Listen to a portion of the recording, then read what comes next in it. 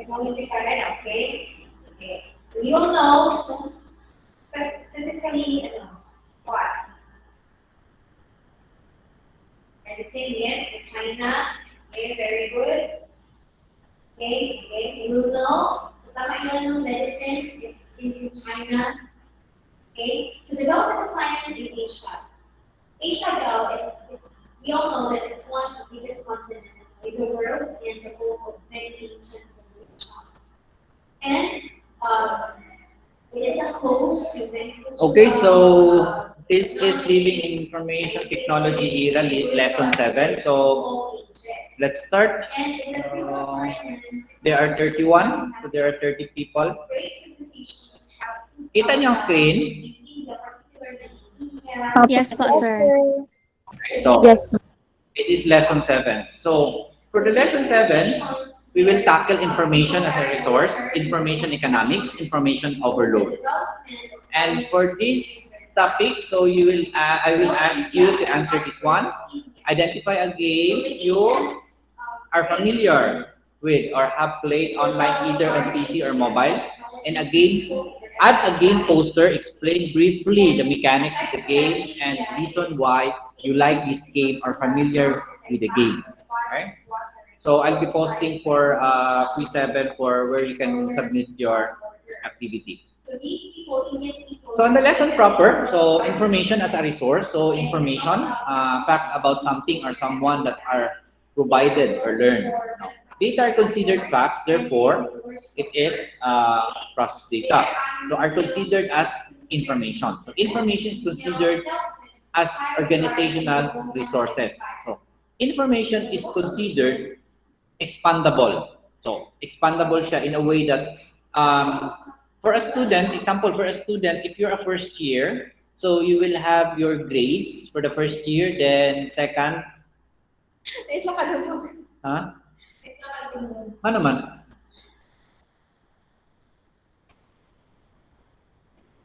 Asan isa? Itaw lang isa kaya nag-sensor na siya. Okay, anyway. So expandable is example is your records in the school. So for first year, so you will have 8 subjects, then another 8 subject for the next sem. So your information will increase or it will be added until you will graduate. Pag graduate nyo, I think there will be 3 to 4 pages of your transcript of records. Now, for employees naman, information can be expanded in terms of seminars. It will be added into his personal data sheet, seminars, research, okay, certificates. So that's expandable. Now, compressible. So anyone can give an example that information can be compressed. Anyone?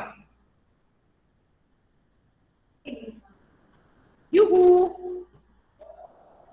Anyone? Ng mga zip files, sir.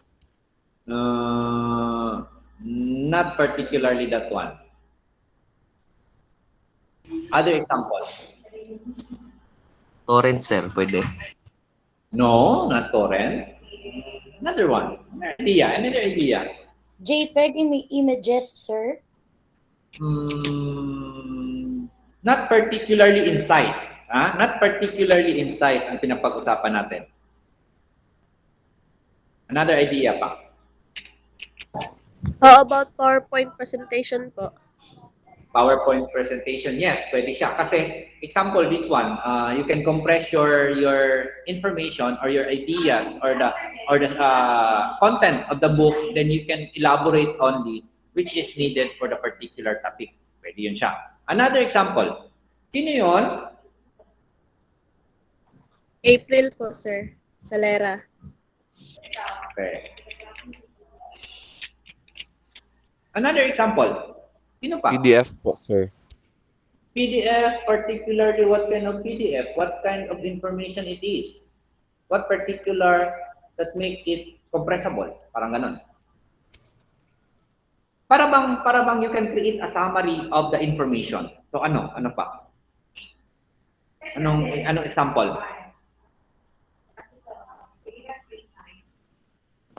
How about the 5Ws, 5W, sir? Yung what, when, where, yung parang agenda po. Pwede. Yes. Meeting schedule. Okay. Yes, parang ganun po. Tapos meron tayong agenda. Okay. So you will know what, when, where. Then you know what will be discussed. Okay. So it's summary of the meeting. You can picture out what kind of meeting or what topic to discuss. Okay. Another one. Ano pa? Google Project Drive. purpose po. Sino yung nag-answer ng meeting? Salera pa rin, sir. Okay. Ano pa? Google Drive, sir. Google Drive. Paano man yung Google Drive? Pwede siya ma-compress, sir. Pwede ma-transport. Pwede ma-share, sir. Yes, but we're not talking about the size, particular in MB or that one. We're talking about the particular information. Okay. So one example is the news. So meron tayong headline. Hindi naman particular headline. We have a title of the news. So on the title, pagbasa mo ng title na yon, you know what is the content of the particular article, right? So if you're interested, dapat yung title mo is catchy. Nandun yung laman, part ng laman ng article. Okay? So one is news. Another one is in your thesis. Di ba nakagawa na kayo ng thesis? Yes, sir. Yes, sir. Okay. What part of the thesis that summarize the whole content of your thesis? Sige daw. Conclusion and recommendation, sir. No, that is not. Kung ano yan siya? Discussion, sir. No. Abstract, sir. Yes, abstract. Okay. Sino yung nag-answer ng Abstract. abstract? Pag-last po, sir. Okay. So abstract, kasi ang title na yon, hindi kagaya kasi yung title before kasi nasa mga 3 sentences, which includes para ba summary, parang ganun ng murapag brief description ng kung ano yun na yung title. But now, ang title kasi ng thesis as experienced kasi before is 1 sentence na lang. Okay, 1 sentence na lang. But if you go into the abstract, you will read the abstract, then you will have a picture out of the whole thesis. Okay? So if you're interested, no need to scan the whole thesis, but you can only read the abstract. Okay? Now for the next is transportable. Okay? So transportable is meaning emails. You can transport emails. You can transport SMS, messages. Okay, so that's transportable. Okay, how about diffusive? Okay, diffusive. Okay, diffusive is ano ba? Ano bang meaning ng diffusive nga?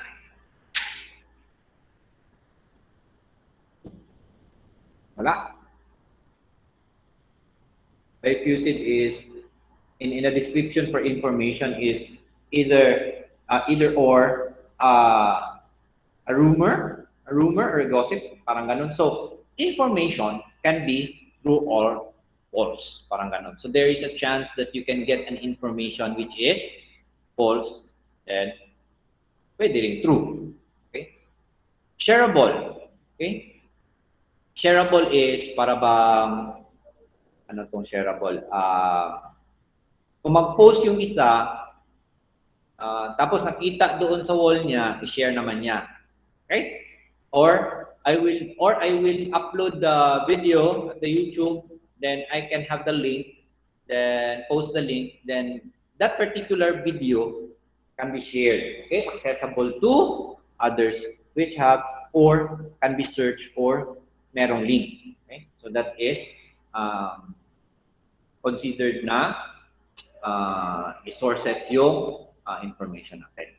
Now, valuable information. So, how can we say that particular information is valuable. So first is accurate. So dapat accurate yung information mo. So better to trust sites that are formal in nature rather than informal. Example ng informal sites is, okay, sino makabigay ng informal websites regarding informations? Wikipedia, sir. Wikipedia, sir. Wikipedia is a questionable, para bang questionable source of information kasi nga para siyang forum, di ba? Or blog. But in general, informal ones are forum and blogs are informal information. So, to compare between formal and informal, so official and authoritative, ang isa is less authoritative. Then, ang isa naman is mean to be taken seriously, presented in a formal way. Ang isa naman is less formal. Ang isa naman is verified, okay? Verified, accurate, reliable, okay? Ang informal naman is possibly less reliable, okay? So the next we have complete, okay? Complete. So complete is ano bang information ang need ng complete? One example is yung label ng medicine natin. Okay? So the label of the medicine or the medicine itself will be valuable and its information if meron doong first aid, meron doong info ng first aid, meron doon ng potion, meron doon ng content, meron doong instruction. So that is complete. Kasi if kulang yung information natin, halimbawa yung ang walang kwan doon, walang first aid doon or first aid ba tawag doon, parang ganun, potion, parang ganun. So, chances is, pag magkamali o gamit ng tao, so, either mamatay, di ba? Parang ganun yung mangyari doon. Now, next is economical. Bakit economical yung information? Kasi, kung bibili ka ng information, others are soliciting informations. Now, ang mangyari kasi is, kung mahal masyado, hindi na rin pwede. Di ba? So, paano magiging economical yung information natin? One is accessibility to internet. Okay? So, madali na nating makuha yung information. Okay? Halimbawa, yung video ko, gagawa ko ng video, tapos pupunta kayo dito, magbitbit kayo ng flash drive, kunin nyo yung video. So, it's not economical na, di ba? Rather, we can post it in the internet, then you can have it, watch it online anytime kung ma-post na yung video natin. Okay? Next is reliable. Ano bang reliable? Reliable is para bang sino ba gumagamit ng Photoshop? Sige daw. Sinong gumagamit ng Photoshop dito? Walang gumagamit ng Photoshop. Hindi niyo alam yung Photoshop? Uy, ako na lang dire. Napay tao diya speakers. Wala Alam pa ko, po gamit, sir. Wala pa po. Wala mong gamit. Okay. Opo. Photoshop is, I think that it's since early 2000. So lumabas yung Photoshop na program which is under the Adobe system. Okay. So it will edit picture. Now, kung gagamit ka ng Photoshop, you will rather download Photoshop on the adobe.com site, okay? Rather than in torrent. Kasi most reliable yung site mismo kung sino yung gumawa. Okay? Now, next is flexible. Okay? Flexible daw siya. Paano magiging flexible yung information natin? Example is your school ID. So your school ID can be used to log in at the school. Next is to transact at the cashier, to transact at the register. So information is flexible siya ngayon. Now, relevant. Relevant is para ba, halimbawa mag-search ka ng topic sa internet. Okay? Search ka ng topic sa internet. So you will only click the relevant links, hindi yung ibang links yung i-click niyo. Huwag yung ads yung i-click niyo ha kasi hindi yung relevant, okay? So doon lang kayo sa search na lumabas doon na particular na website that interest in your particular need of information. Now, simple. Okay, simple. Simple is para ba an information which has more details or non-relevant details na. Halimbawa, bumili ka ng processor sa computer. Bumili ka ng processor sa computer. Hindi naman nakalagay doon yung ilang ilang resistors nandoon, sinong gumawa, sino nag-transport, okay? So, the information on the particular processor is just the generation, the speed, ports, which is only needed, okay? So, wala na yung ibang information na need na deeper details na, okay? Now, timely. Okay, I will ask you this one, timely. When will be what kind of information that particular dapat yung paglabas ng information is timely. Okay? Anong example? News po. News po, sir. Okay, wait mo na. Timpla mo na ako kape.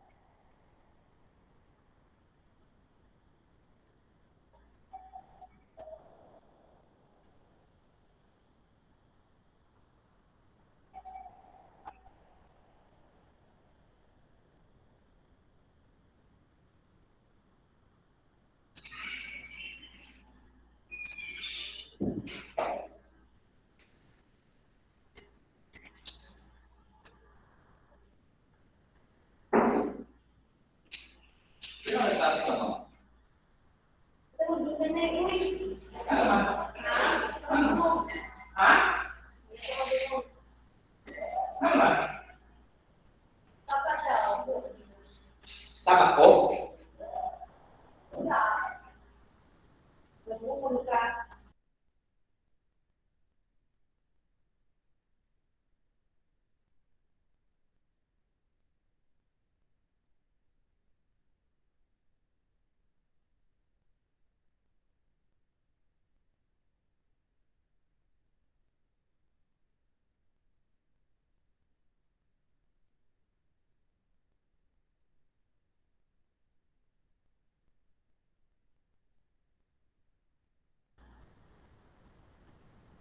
Okay, back. Sino yung nag-answer ng news? Ako po, sir. Sino pa yon? Si dalaw Ako po, sir. Ferga po. mana po, sir. Sino pa? Tatlo ba yun? Dalawa? Dalawa lang kayo nag-answer nun? Okay, anyway. So news, ang news kasi is, part doon is yung title ng news. So, reading the title, okay? So, magkaroon na kayo ng idea ano yung laman ng news natin. Okay? Other example. Sino pa makabigay?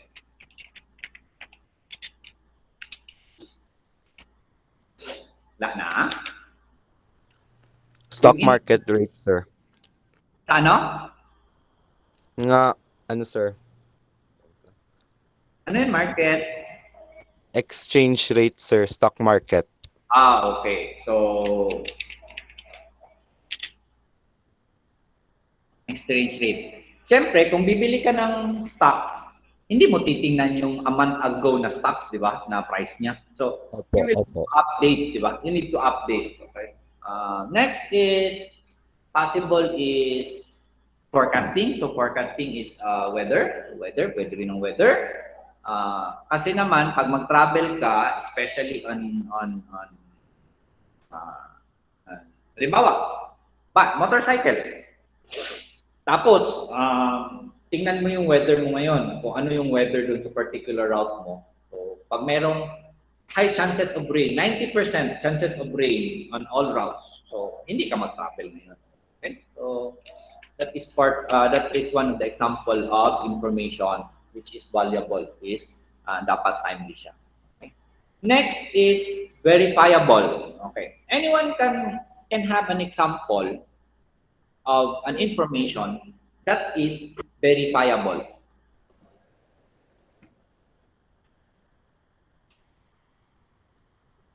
Good morning, sir. Wala. Yes, Miss Solana, may answer ka? Birth certificate po at information support room. Hindi ko marinig. Sir, pwede po birth certificate?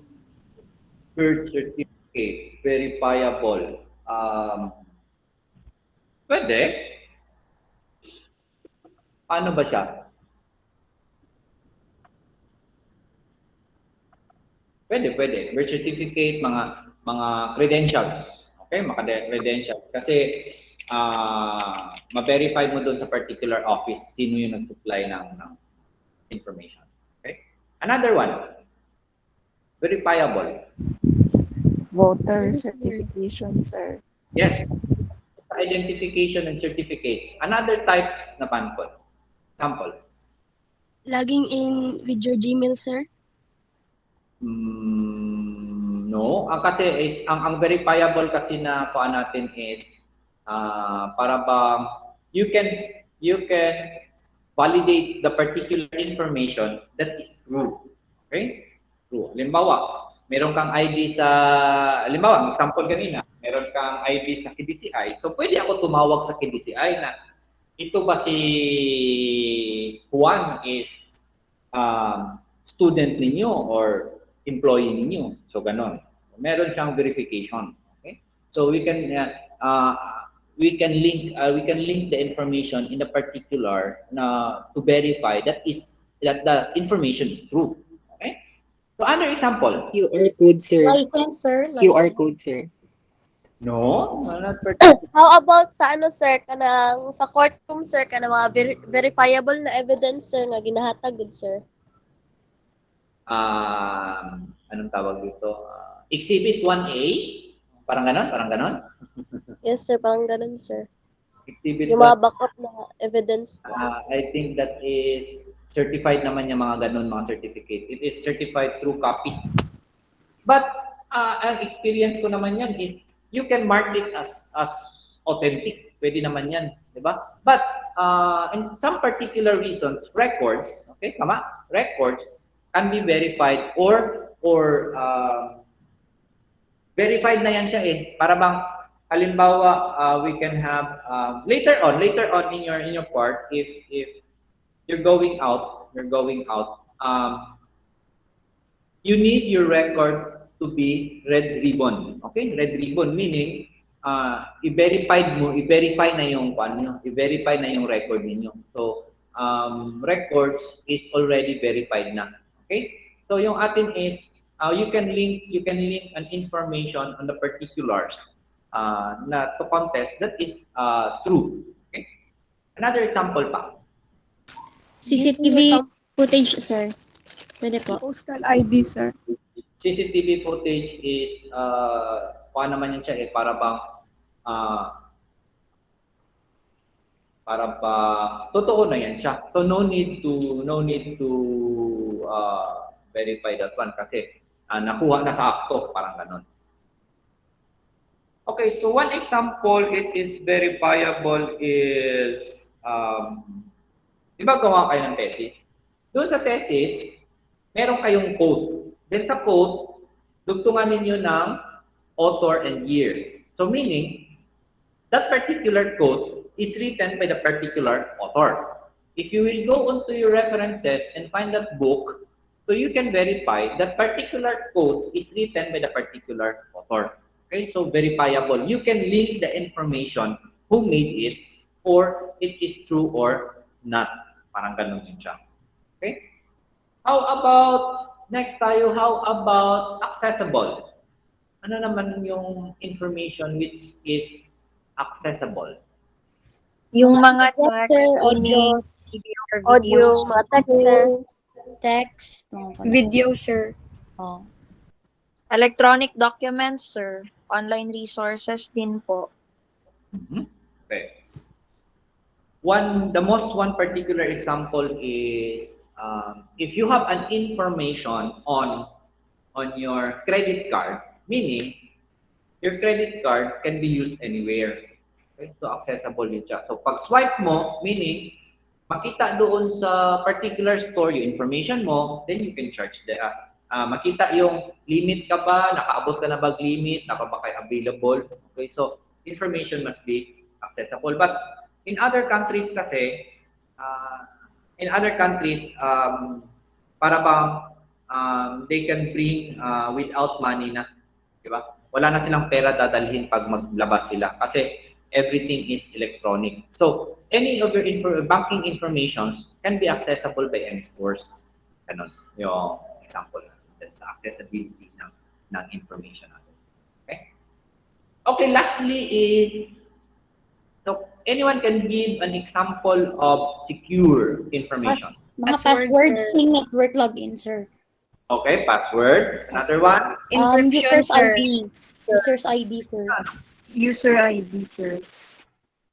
Opo. User ID. User Okay. ID. User login and password. Okay. Another one. Fingerprint codes. or Code or retinal code, scanner, sir. sir.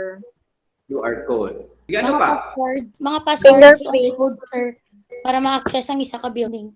Maka-access sa isa ka building. Okay. Any cards, credentials that can be used to log in to validate your presence, parang ganon, biometrics, RFIDs, barcodes. Okay, so that is secure. Okay, that is one of the example of the secure example. Okay, sino yung nagsagot? Ako, sir. Okay, please Wala state na your Reyno, sir. family name ha, family name. Datuon. Hindi ako. Maraming ako. Apo, sir. Ako si Agir. Okay. Sino pa? Solana po, sir. Oh, sino pa? Reyno, Cloud sir. po, sir.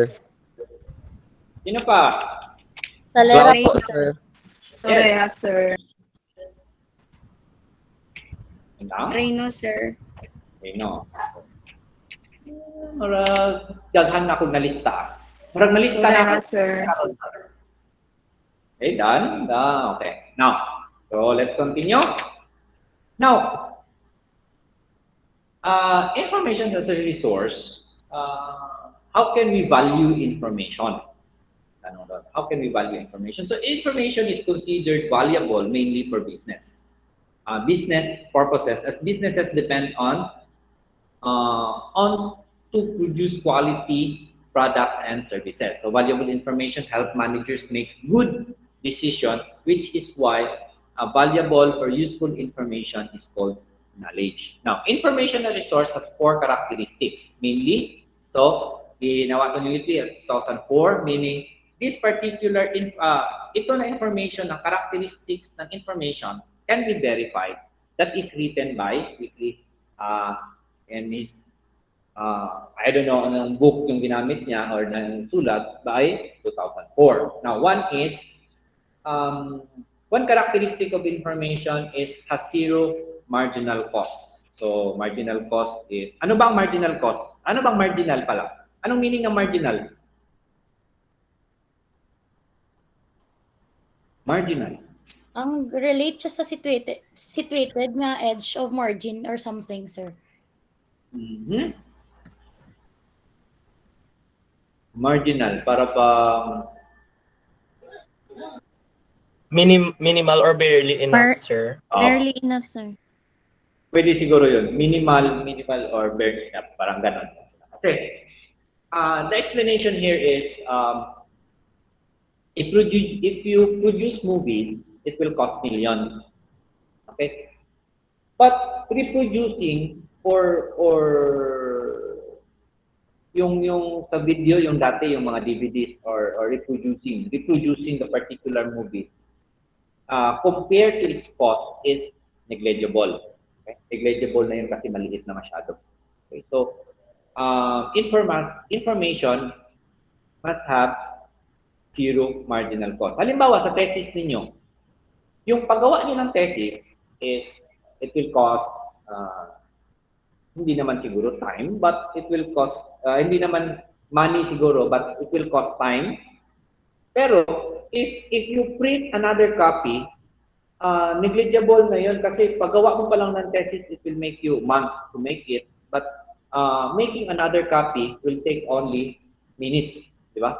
So, information has zero marginal cost. Okay?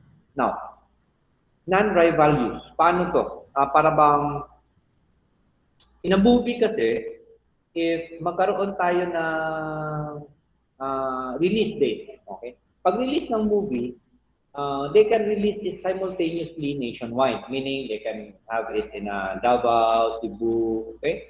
They can release it in Amazon Prime, HBO Go, Netflix, Hulu, di ba?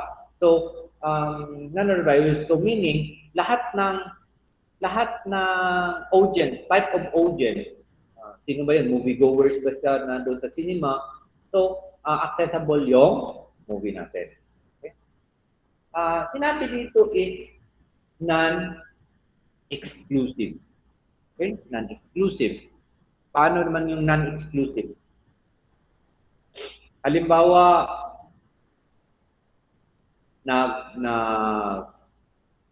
nag-text ako sa isa ka person. But, yung tinext ko, pwede niya i-forward doon sa kabila. Okay? So meaning, hindi na exclusive yung information natin. Okay? How about does not exhibit high degree of transparency? Paano naman yon? Now, halimbawa kasi if you will have ano tawag dito?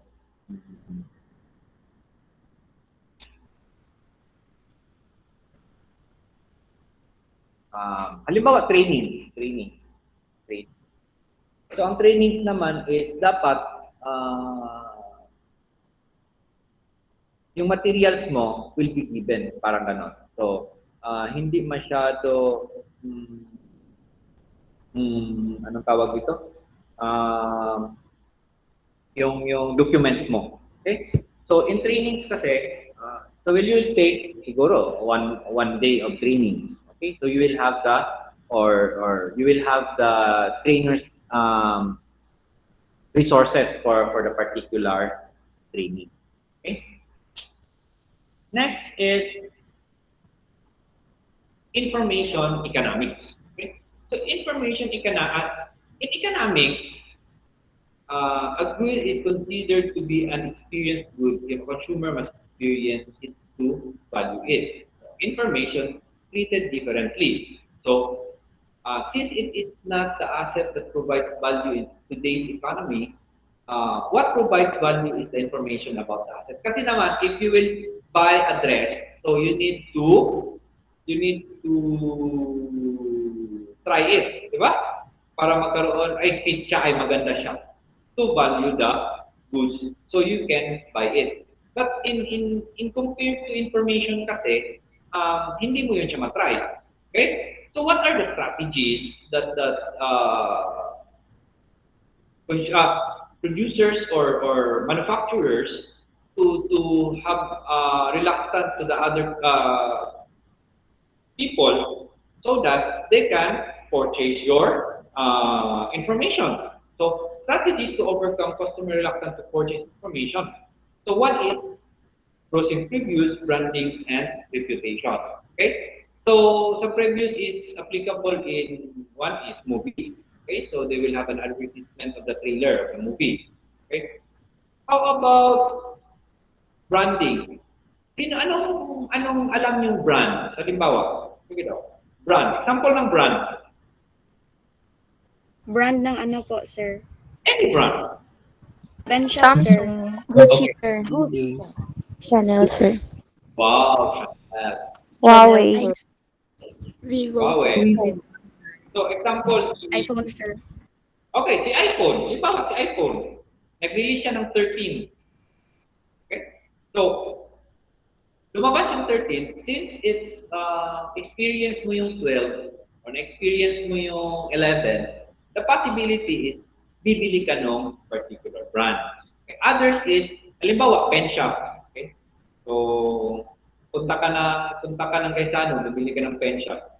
So, next time naman need mo ng dress, possibility is pupunta ka naman sa pen shop because of the reputation of the brand. Okay? How about reputation naman? Ano naman yung particular dyan? Particular is, in terms of movie is we have directors. Okay? Another one is Nobel, di ba? Reputation yung Nobel, di ba? Ano pa ba ang reputations? Anyone can think? Celebrity, sir. Celebrity. Actors. Okay, actors. Halimbawa, ang actor is nagawa ng bagong movie. Okay? Actually, I was monitoring the release of ano nga yung bagong James Bond na movie? Wala mo kabalo? Bagong James Bond na movie? So, we'll check that. Actor. No Time to Die, sir. No, release na bang HD ngayon? Wala pa. Wala pa? I don't know, sir. Okay, ano pa? Ano pa ang reputation? Ang reputation kasi is more on a person, parang ganun. Na any of his products, ganun, bibilihin mo. Another example for reputation. Video game producer, sir. Video game in terms of developer, meaning it is branding. Okay? Ano pa? Senator, sir. Senator, okay. So, bubutuhin mo siya. Sino bang senator mo ngayon?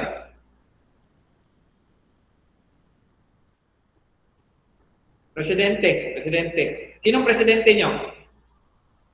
Bongbong Marcos. Bongbong Marcos. Bongbong, sir. Bongbong, sir. Ilocano rin mo. Yes po, sir. Ayun. Ganun yan. As during the reign of Marcos, his father, Ilocano is very loyal to Marcos. Okay? Merong history yan. Hanapin nyo yung history niyan. Meron yan siya. Tinulungan niya yung mga Ilocano kasi Ilocano siya. Okay? I myself is an Ilocano. Next is information overload. So, ano yung cause ng overload ng information natin? So, information is now available so quickly and quickly. So, okay. Sino kilala yung Cisco? You heard the brand Cisco? Or the company Cisco? Watch po ba yan, sir? No, it's not a watch. Cisco. Bicycle, sir. No, it's bicycle. Okay. Cisco is a company that produce devices particularly on networking. Wires, Wi-Fi, switches, parang ganon. If you compare it to your ano yung router ninyo? TP-Link ba yung router ninyo? TP-Link, parang ganon. If TP-Link costs 3,000, Cisco will cost 10,000. So ganun siya kamahal. But its reputation is good in networking. Okay? Some companies installed, merong company dyan na lahat ng equipment nila is Cisco. Parang ganun. Okay?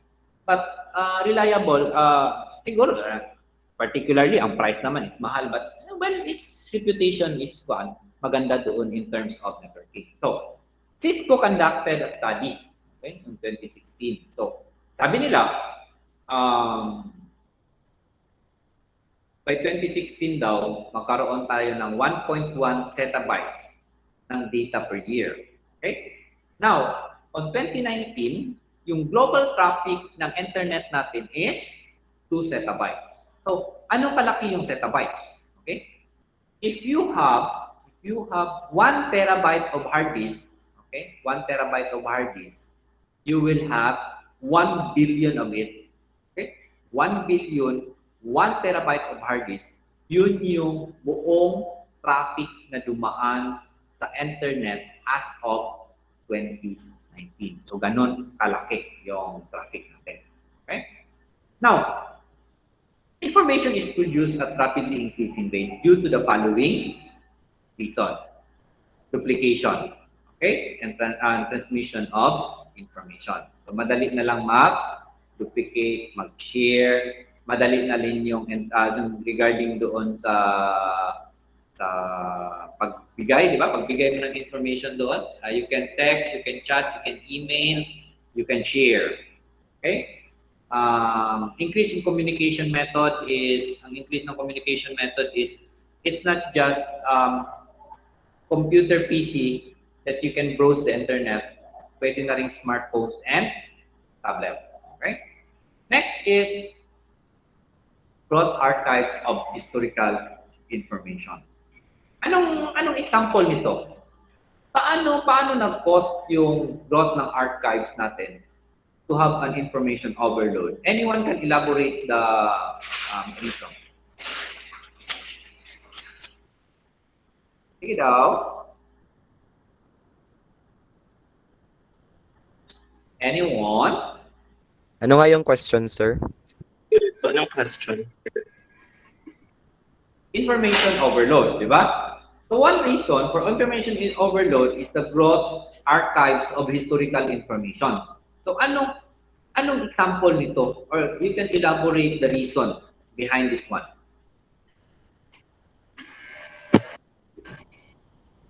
Mga na happen sa ano, sir?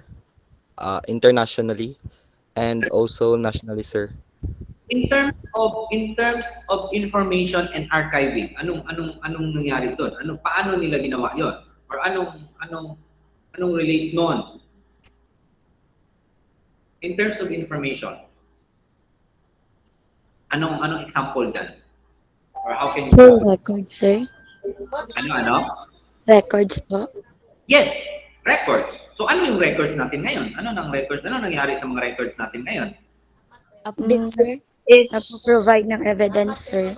it is being constantly created or updated po, sir. Okay, more? Ano pa? Ma-update siya, ma-create siya, yes, but paano yun nag-cost? Di ba? Paano nag-cost ng overload yun? Information overload. Mag-lead siya sa quantity over quality effect po.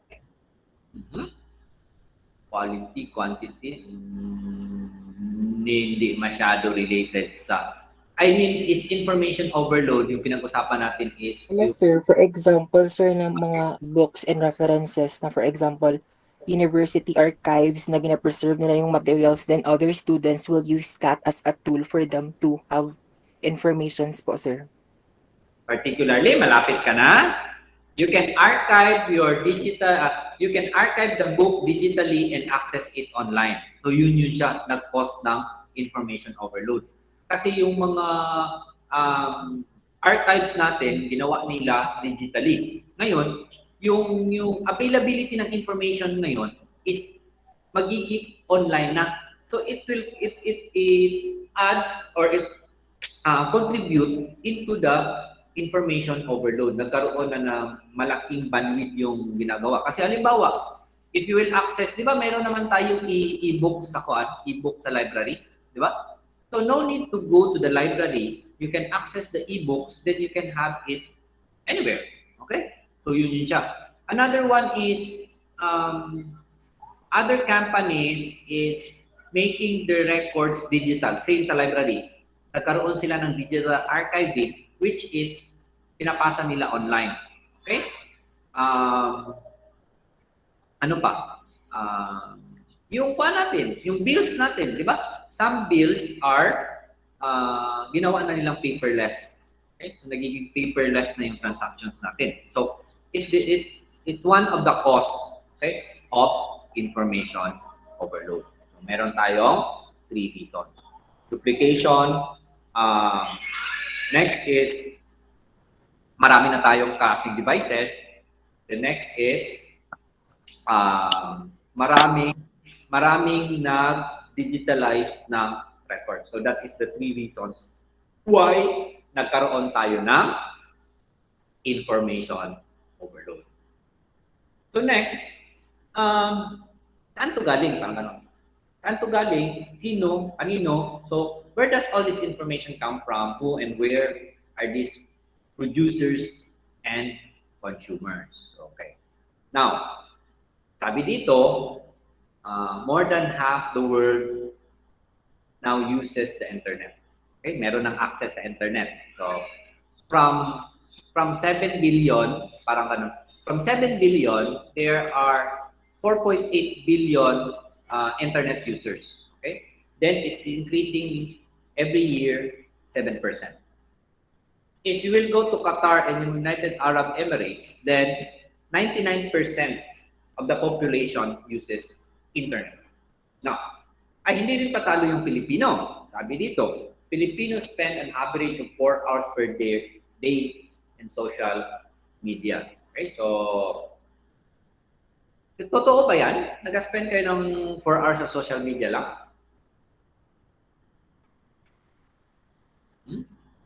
Sino nag-spend ng 4 hours sa social media? More than 4 hours, sir. More than po. 24 hours? More than 4 hours po, sir. More than 4 hours, okay. So, next is more than 2/3 of the population are using smartphone. Okay, so, marami ng cellphone yung tao.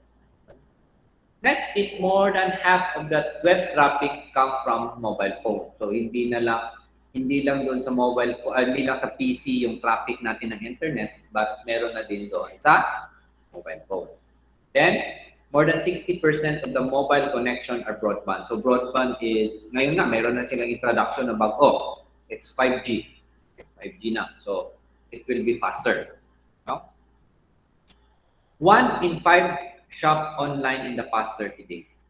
Sino nag-shop dito within the last 30 days? No, isa. Isa pa. Po, sir. O, dalawa. Tatlo. Ako po, sir. O, 4. Ako po, sir. 5. 6. So, almost true. Kasi sa 30, 6. Okay? So, 1 in 5 shop online in the past 30 days. So, that is one of the para bang source, reason bakit nagkaroon tayo ng information overload. Now, as we talk, di ba sabi, ilang percent yung nagkuha na?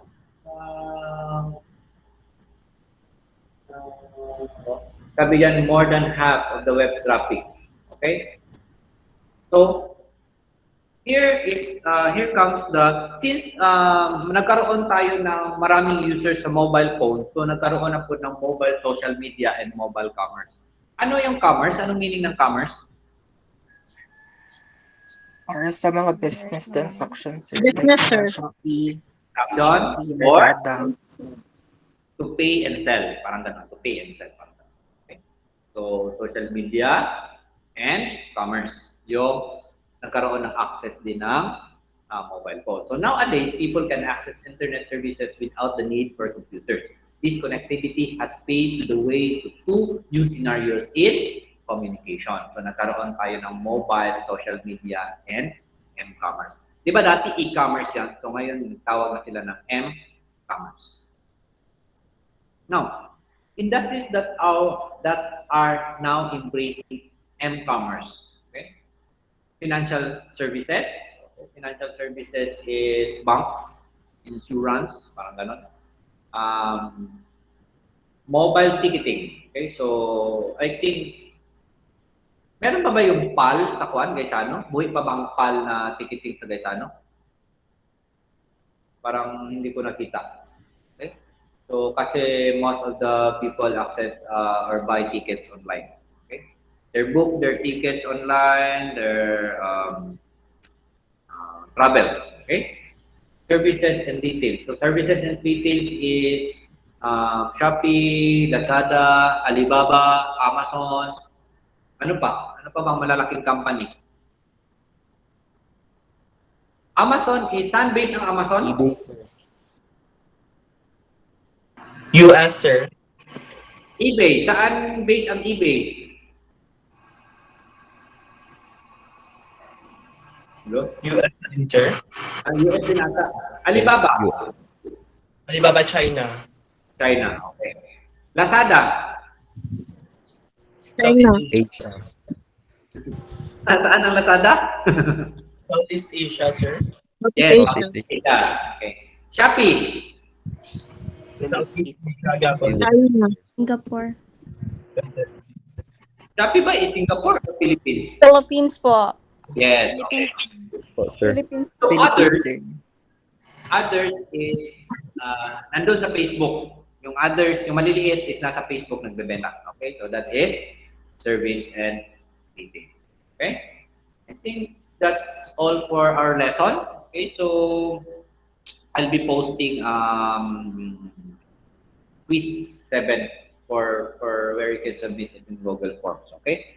So wait muna, I will take a screenshot of Sir, na ko'y pangatana, sir. wait muna ha, mag-screenshot muna ako sa nandito ha, Okay po. para magkaroon kayo ng attendance. Kami. Okay, so before we go, any clarification on the matter discussed? Ay, sir, mag-send ka ng sir, video link sa discussion today. Wala magud kay ko nakapaminaw, kay nag-work ko. Actually, our discussion is recorded, and after this one, I will upload it doon sa Kwan. I-upload ko sa YouTube, then i-post ko doon sa Google Classroom.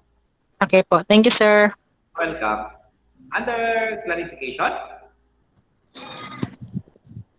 None po, sir. I-upload ng PPT mo, sir. PPT, kung i-upload ko ang PPT, walang laman kasi yung PPT is more on sa summary lang bullet forms, di ba? So, better to have the video para mayroong explanation. Thank you po, sir.